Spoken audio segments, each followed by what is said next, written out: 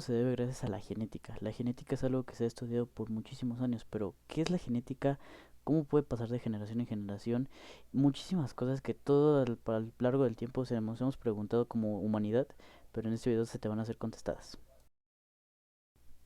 Para esto debemos hacer un pequeño viaje en el tiempo hasta el año 1665, donde Robert Hooke, gracias a un pequeño juego de lentes, descubrió que los humanos estábamos formados por células, y estas células tenían que tener nuestra información genética para poder ser como somos, ser las personas que somos individualmente. 200 años más tarde, en el año 1865, llegó Gregor Mendel con su postulado, las leyes de la genética, donde explicaba y avalaba acerca de su teoría, que son sobre las leyes de la genética, donde hasta el día de hoy se sigue basando todo lo que conocemos acerca de la genética.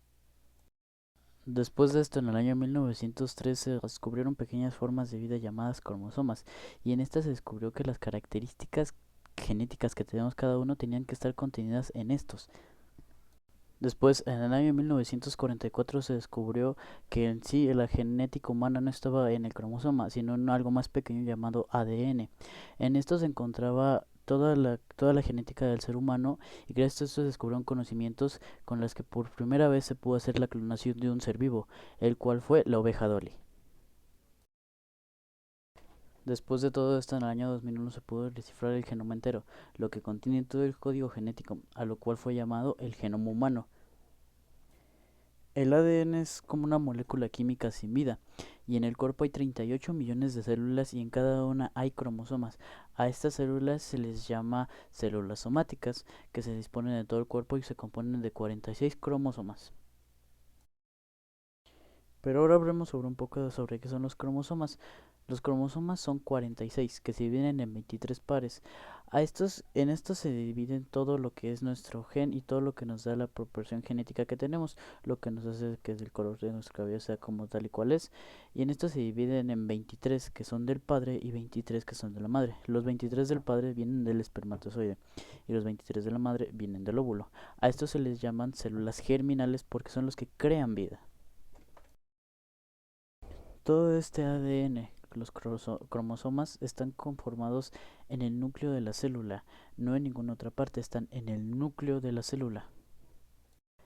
Más sin en cambio, también en el núcleo se encuentran muchas partes importantes, como son las mitocondrias, que son las encargadas de la respiración celular y dar energía.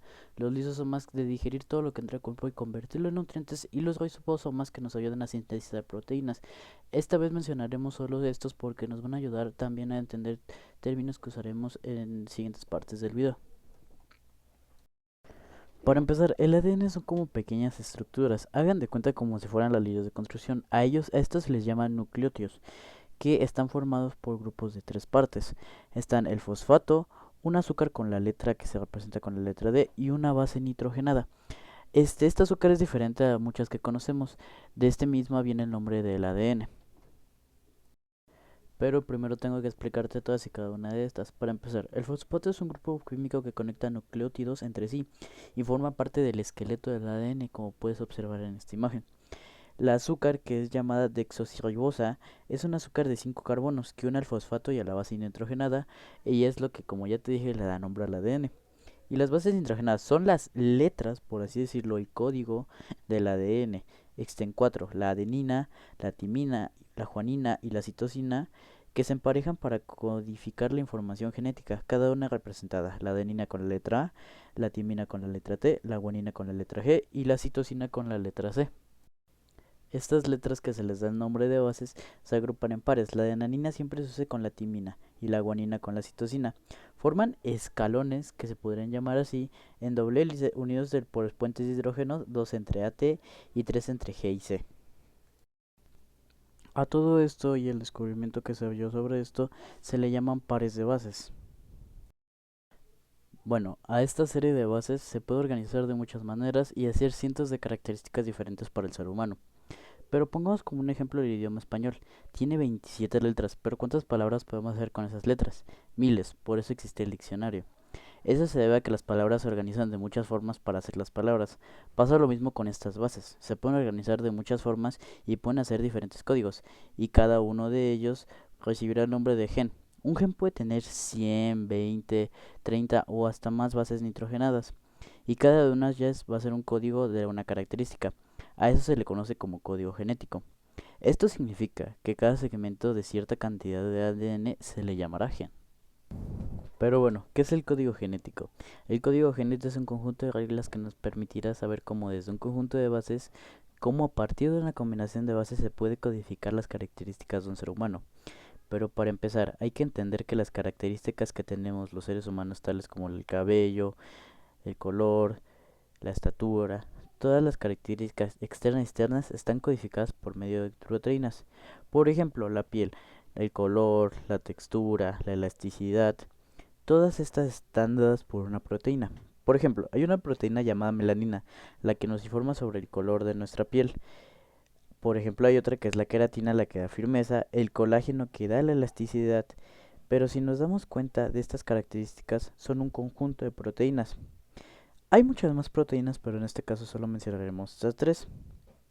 Entonces, cada característica está formada por una proteína, pero las proteínas están formadas por aminoácidos y estos están formados por codones. ¿Qué es un codón? Es una secuencia de tres bases nitrogenadas, o sea que cuando tenemos tres de las cuatro juntas, no importa el orden, tenemos un codón. Y esto va a formar un aminoácido y varios aminoácidos van a formar una proteína. Y cada proteína va a dar una característica al ser humano. Bueno, pero en sí, ¿cómo funciona el código genético? Resulta que cada codón tiene tres bases. Si nosotros en un cuadro tratamos de combinar estas tres bases, obtenemos un cuadro como el que pueden ver, que tiene 64 posibilidades, que son 4 letras y las podemos comunicar 3 veces. Sería como 4 elevado a la 3 que nos daría 64. Por eso hay 64 posibilidades para formar aminoácidos que van a dar proteínas de 64. Una sirve para marcar el inicio de una cadena y cuando en el cuerpo hay enzimas, que son las obreras, son las encargadas de darnos las proteínas para las características. Cuando ellas ven esta secuencia se dan cuenta de que acaba de terminar una secuencia, pero va a empezar otra. Entonces hay un codón que inicia la cadena. Así la enzima no se confunde por una cadena de ADN. Una cadena de ADN tiene cientos, miles de características y hay tres clases de codones que nos van a ayudar a marcar el final. Los demás nos van a ayudar a formar aminoácidos. ¿Cuántos aminoácidos tenemos en total? Tenemos 20 aminoácidos en total. Pero ¿por qué si hay 64? Pero podemos notar que hay algunos que se repiten. Pero ¿cómo hago yo para identificar cada aminoácido en cada par de tres letras? Es muy sencillo, miren, por ejemplo, algo al azar, ATC. Resulta que el primer aminoácido es la A, nos ubicamos en la A, después de eso vamos a la T y después de eso vamos a la C. Y así resulta que mi aminoácido se llama parada. Las tres bases nitrogenadas con este cuadro nos van a dar estos datos. Si me dicen que los aminoácidos es 3G, nos ubicamos en la G, nos vamos otra vez a la G y terminamos en la G, que sería la prolija. Así es como cada tres letras hay un aminoácido. Y este cuadro es de mucha ayuda para esto. Vamos a dar un ejemplo. Supongamos que de aquí tenemos una cadena de ADN, obviamente es larga y está dentro de un cromosoma. Pero vamos a sacar una sola característica. Supongamos que esta característica va a ser sobre el color de la piel, que se le llama melanina. ¿Cuáles serían los aminoácidos de esta proteína? Los del principio y el final no cuentan porque son los que marcan, como ya dije, el principio y el final. Y tenemos para empezar 3A, que nos daría fenilamina, y de ahí tenemos el primer aminoácido. Vamos al segundo. Esto es lo que haría una enzima cuando va a fabricar una característica. El segundo sería GTT, que nos basamos G, después la T y después la T, que sería la glutamina, y para terminar tenemos TCG, que sería la treonina.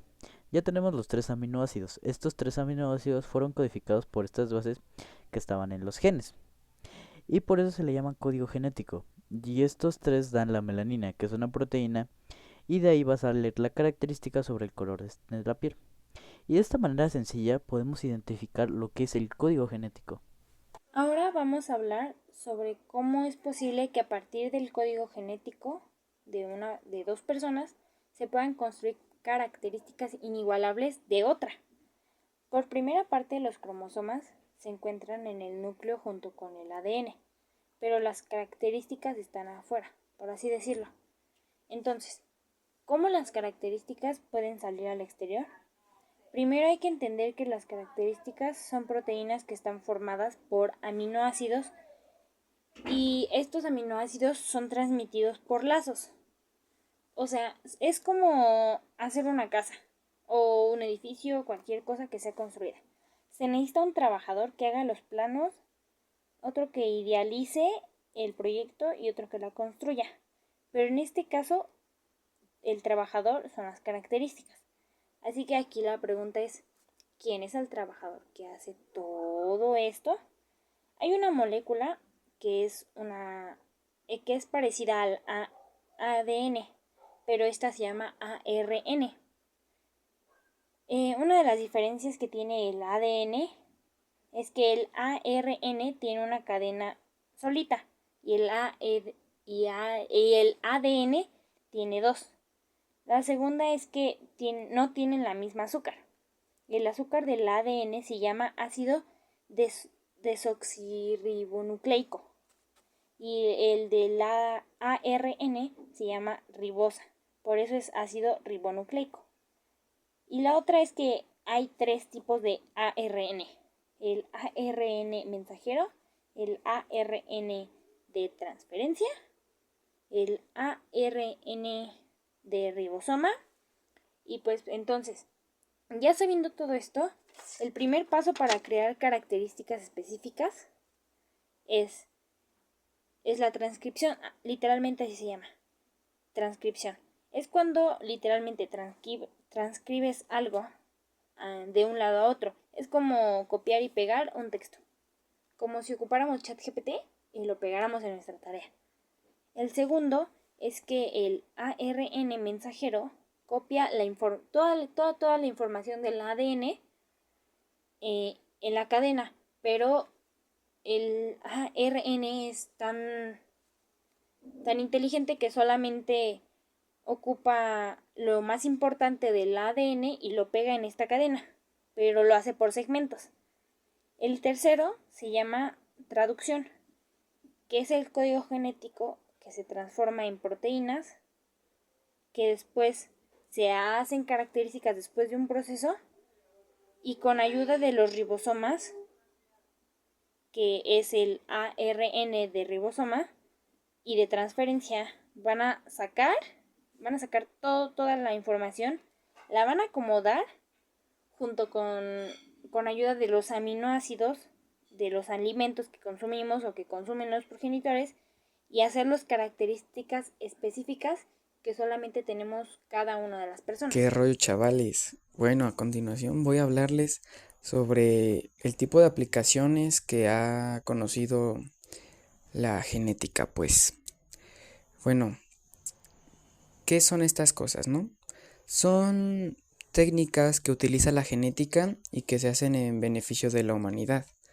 Aunque hay que hacer alguna aclaración, y es que aunque algunas de esas técnicas se han creado, bueno, con una intención buena, a la larga trae un profundo debate, pues.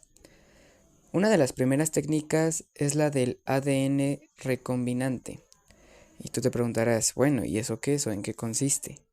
Consiste en coger dos genes de dos organismos diferentes y cambiar sus genes de uno a otro, pues.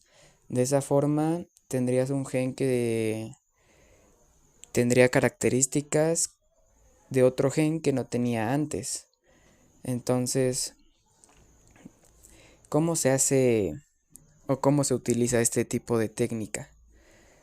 Bueno, se utiliza la enzima del ADN1 y lo que va a realizar es que va a cortar un espacio, un segmento de ADN y lo mismo con el ADN2. De esa forma deja dos extremos que son compatibles porque fue la misma enzima. Una vez que eso ocurre, utilizamos otra enzima que se llama ADN del gas. Y esto lo que hace es que bueno, ¿qué es lo que hace? Eso lo que hace es prácticamente unir los dos ADN de esa forma. Tenemos el ADN con el otro ADN, es decir, un ADN con características que el otro no tenía antes. Esa es la técnica del ADN reconvertible y también se utiliza en los seres vivos. A esa se le llama terapia química. No, terapia genética. Ja. La terapia genética es provocada por muchas de las enfermedades que tenemos los seres humanos. Eso es a que se debe a que hay un gen que no chambea pues en el cuerpo humano. Por ejemplo, en el caso de la diabetes, eso significaría que hay un gen que no produce insulina cuando es lo que más necesitamos para no tener diabetes. La siguiente técnica es la clonación. Tú te preguntarás, ¿qué es la clonación? Es hacer una copia idéntica de algún sujeto o de algún objeto, pues. La clonación también ha aplicado a los seres vivos y te preguntarás, ¿cómo es eso posible? Y es posible, amigo, porque el primer ser vivo clonado fue una abeja llamada Deli. ¿Cómo es posible la clonación? Pues supongamos que queremos clonar a un ser vivo, ¿no? Lo llamaremos Pepito. Y queremos a otro Pepito igual, entonces sacamos una célula somática de Pepito. Esa célula tiene sus 46 cromosomas, entonces agarramos una célula de la piel, cabello, de donde quieras, y sacamos su núcleo. Pero ahora necesitamos una madre sustituta, y a esa madre sustituta le vamos a sacar un óvulo, y al óvulo le vamos a sacar el núcleo. Entonces tenemos un óvulo sin núcleo y un núcleo sin el resto de su célula. Entonces el núcleo de Pepito se va a meter dentro del óvulo de esa madre sustituta. Entonces tenemos que Pepito tendría un óvulo con 46 cromosomas. No, la madre sustituta tendría un óvulo con 46 cromosomas, que son de Pepito, y no tendría ningún cromosoma de la madre. Entonces, esto lo que haría es que al momento de que la madre tuviera al hijo, saldría completamente con los genes de Pepito y nada de la madre. Ahora veremos las células madres. Esto lo que hace es que repara células que se han perdido. Entonces, antes de la clonación, existe un espacio donde ocurre la etapa de gastro, donde solo existen células. Entonces, se detiene el proceso antes de que nazca el sujeto. Esas células, entonces, tienen la capacidad de convertirse en cualquier célula que sea necesaria. Por ejemplo, en una célula muscular, nerviosa, ósea, etc. Y bueno, espero que te haya servido todo esto, chavalón. Y si no lo entendiste, pues tendrías que volver a repetir todo.